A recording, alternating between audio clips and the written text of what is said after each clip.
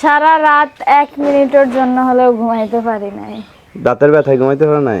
হ্যাঁ, দাঁতে খুব ব্যথা করতেছে। দেখো এই সাইড ফুলে গেছে, এই সাইড। হ্যাঁ, এই সাইড মোটা দেখা যাচ্ছে আর এই সাইড চিকন দেখা যাচ্ছে। হ্যাঁ, এই সাইড তো ফুলে গেছে। এত ব্যথা, এরকম ব্যথা ছিল না, আগে কম ছিল, এখন বেশি ব্যথা করতেছে ইদানিং এই 2 দিনে। ডাক্তার যদি দাঁত উঠা ফেলাতে কয় তাহলে কি করবা?